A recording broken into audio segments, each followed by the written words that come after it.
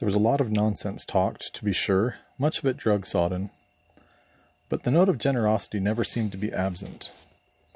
In this part of California, one could hitchhike not just between towns but between city blocks, as if there was a free taxi service.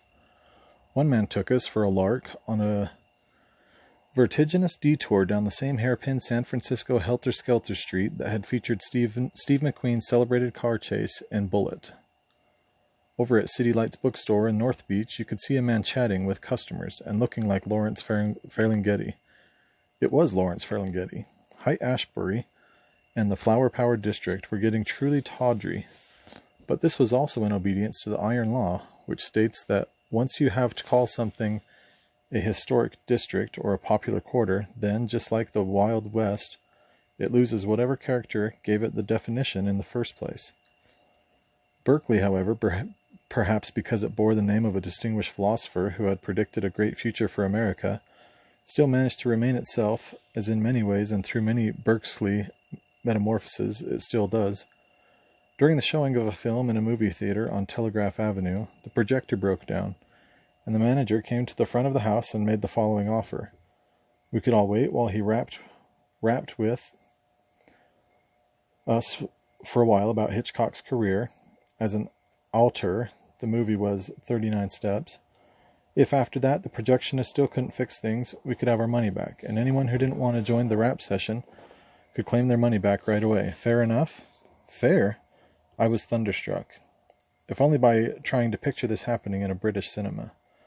Of course it would be tough to imagine it happening in a New York or Cleveland one either, but a crucial part of seeing America was also seeing how many Americas there were.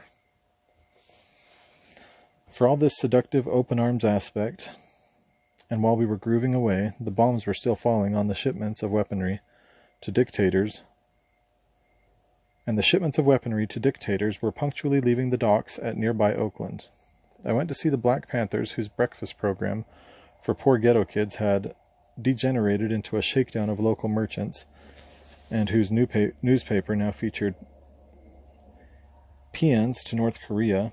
I went to call on David Horowitz at the offices of the legendary radical glossy Ramparts, where he inaugurated what was to be 4 decades of commingled love-hate respect between us by sneering humorously at my faith in the revival of the working class and recommending that I go call on the International Socialist, which I had already done. Our local Berkeley guru was Hal Draper, twin brother of the more famous historian Theodore, and also one of the world's experts on the poetry of Heinrich Heine. He was suitably contemptuous of the prevailing left fashions and illusions. But there was work to be done down in the Salinas Valley, where Cesar Chavez was organizing the grape pickers and lettuce workers out of their state of ununionized peonage.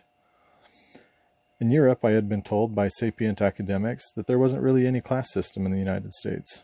Well, you couldn't prove that by the conditions in California's agribusiness, or indeed its urban factories. I joined the picket line on a very spirited strike, set to start at midnight against the General Motors plant at Fremont. Just before the deadline, the company tried to get some blackleg supply trucks through the gate. These were intercepted and burned and gave a lovely light. On the front page of the rather awful communist People's Daily World the following day, there appeared a headline that can still make me think late 60s just by remembering it. It showed the blazing trucks and it read, Fremont, at the midnight hour. Down the page was a shorter report, announcing that Salvador Allende, on the previous evening, had won the election to become the first socialist president of Chile. The summer began to lengthen a trifle, not that one notices the seasons all that much on the West Coast, and with regret I began to work my way back east, following the perimeter of the country rather than crossing its heartland. I made as many stops as possible. In La Jolla, where an old friend of mine was studying under the legendary, if posturing, Herbert Marcuse, and where I belatedly and self-consciously added the Pacific to the list of oceans in which I had swum. In El Paso, where I made my first venture south of Mexican border to Juarez, and in New Orleans, where Bourbon Street hadn't yet become completely kitsch and could still seem quite startlingly and encouragingly obscene.